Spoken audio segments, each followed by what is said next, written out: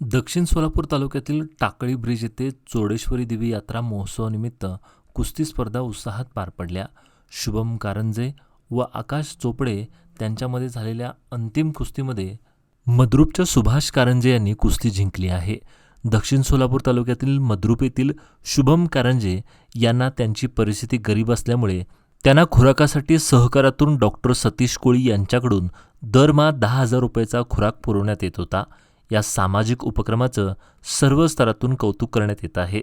या कुस्ती स्पर्धेसाठी स्पर्धेचे उद्घाटन संतोष मधुरे यांच्या हस्ते करण्यात आलं असून यावेळी सरपंच डॉक्टर सतीश कोळी, उपसरपंच सिद्धू घोडके, राहुल झेंडेकर, उमेश घोडके, रेवप्पा साबळे, मल्लिकार्जुन बिजरगी यासह इतर ग्रामस्थ मोठ्या संख्येने उपस्थित होते.